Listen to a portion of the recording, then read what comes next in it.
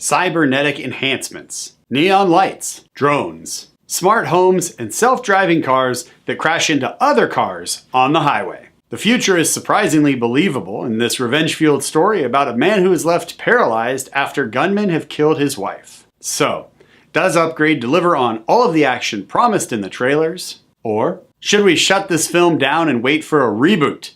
Let's talk about it in this review.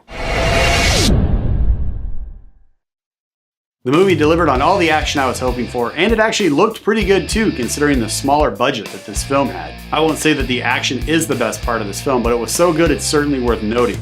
My personal favorite was actually the story and little twists and turns that take place throughout the film. But back to the action. The way the fight scenes were choreographed, and how they used the camera to actually move with and against the actors, really gave each one of those scenes, those combat scenes, a very unique and stylized feel that really set this film apart from all of the other action and mega blockbuster films currently in theaters right now. And more importantly, it never felt jarring or frantic as we're watching these combat scenes take place. Everything and everyone moved with a purpose, which actually made the visual storytelling of this film much more enjoyable. And the type of action and combat styles that were used in this film did feel believable in this world, considering the background that we get on the characters. As far as the violence in the film goes, there is plenty of that, and I was surprised that there was only one scene that really caught me by surprise, and that's the first revenge kill. I wasn't expecting them to show so much, and we do actually get to see a guy's head almost cut completely in two.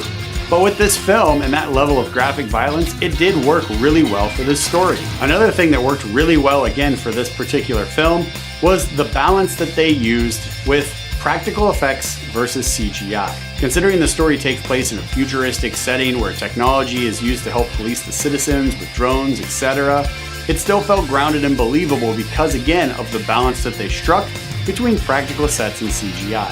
It felt more like a real-world setting more than it did a green screen fill-in. And there is plenty of CGI in this movie, but again, it's balanced so well that the vibe of this film really worked. For example, just some of the little touches that they do with CGI. Some of the characters in this movie have eye enhancements, so their eyes actually glow. There's a lot of touchscreen work in this movie, self-driving cars, and more. And again, I can't really drive this point home enough for this movie.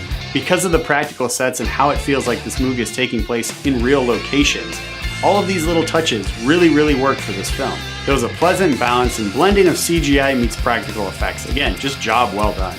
The overall look of the movie is dark and gritty, but there is some color and some vibrancy as we kind of leave the city and we move out to the suburbs. Also, the score of this film takes us straight into vintage town because all of the music in this film felt like it was ripped right out of a 1980s science fiction collection. Plus, there's an appropriate level of humor in this film that just kind of pops up from time to time, producing just the right amount of levity. And it showed us that this film is not a B movie, but there are just enough elements in this film of that particular style to show us that they wanted to have some fun with us as we go on this journey together. It's serious in tone and design, but not so serious that this is just a depressing, dark revenge tale. Upgrade is playing at your local movie theater right now, and if you enjoy science fiction meets action flicks, you're definitely gonna have a good time in the theater with this movie. Because of the unique and stylized approach that they went with in this film, it really sets itself apart from all of the other action films currently in theaters, and you can't mind blood because there's a lot of bloodshed in this action movie.